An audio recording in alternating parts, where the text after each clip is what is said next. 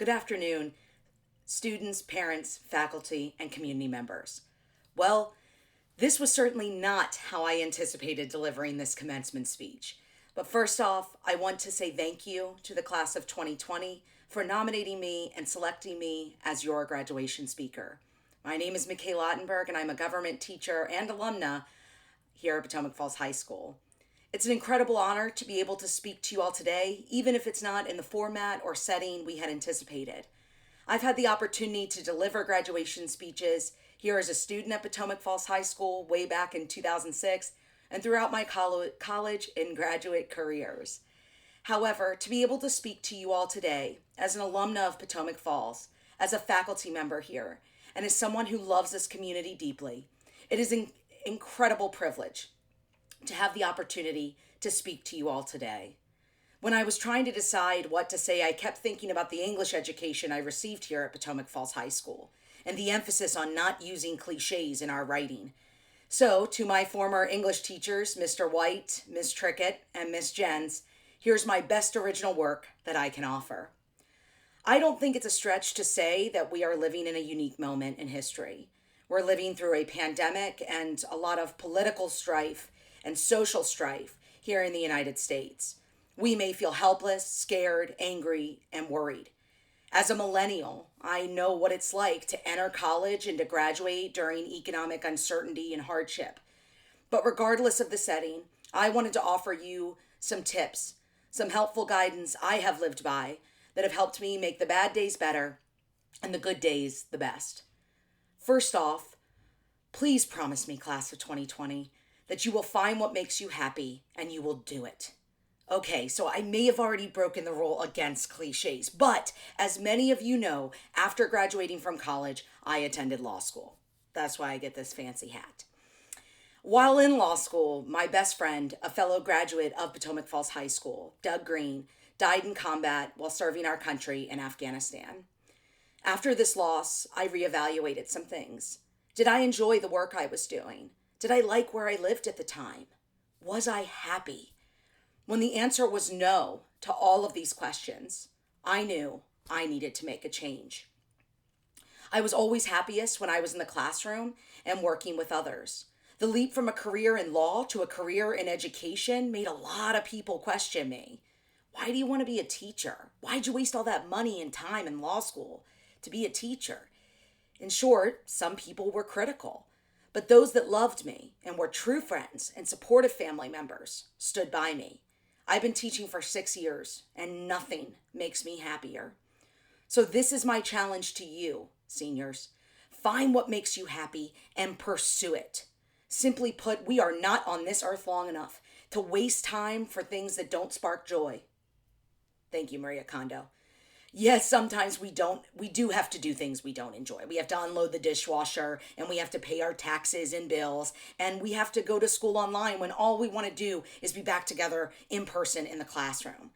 But when it comes to finding a career, find something that gives you personal satisfaction. Like you, I grew up in Loudoun County.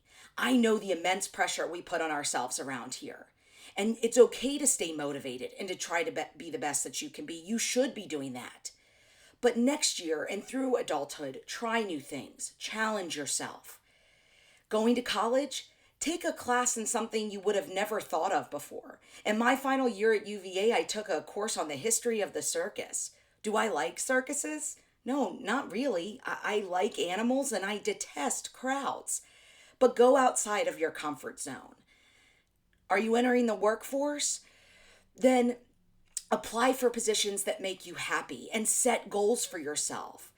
Take moments to step back, to pause, to reflect. Are you unhappy? Find out why and try to fix it.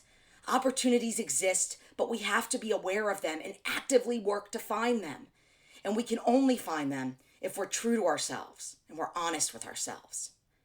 Secondly, be kind to one another and be kind to yourself. I spent a lot of my life trying to make other people happy. I love making people laugh, and let's be honest, I've been told I'm pretty good at it. But you need to take time to be good to yourself. You will have some friends in your life that will support this. They'll understand when you need to have a quiet Friday night in. Those are your true friends. the ones that will stick by you through the good and through the bad. It can be hard to cut toxic people from our lives. And I know that in an age where we're determined to have as many Instagram and TikTok followers as possible, it can be hard to realize that friends are best in quality and not quantity. Now, I'm not going to tell you to go and delete all your social media accounts and live in the woods by yourself unless that kind of transcendental lifestyle appeals to you. But instead, I do ask that you try to keep your social media existence different from how you evaluate your own worth and your own happiness. I love Instagram and Twitter because I'm an old millennial. But even as an adult, it's been important for me to remember that those platforms do not define me. They do not define you. Use them as a means to be creative and to express your individuality, but do not use them as a measure of your own worth. Thirdly, as a government teacher, you know I cannot end this speech without discussing the importance of being an actively engaged member of our society. If you're able to, make sure you register to vote and participate in elections. In Virginia, we have an election every November, so there's always a chance to be involved. Have conversations with people who think differently than you on various issues. Be respectful, but do not be afraid to engage. We are living in a moment where we have a lot of people who have lost trust. We no longer trust experts. We no longer trust the media. We no longer trust government officials. This did not happen overnight and has been a long path to this point. But democracy is not like a Netflix subscription. It does not just automatically renew. It must be fought for by each generation.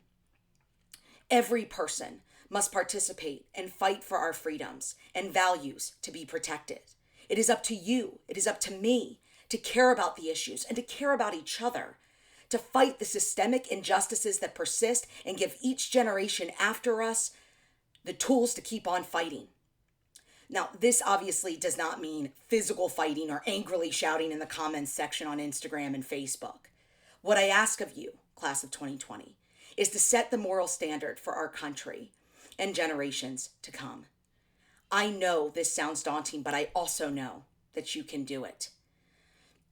Be knowledgeable, be informed. Do not believe everything you hear and read, and instead be actively engaged. Trust experts and be kind to one another.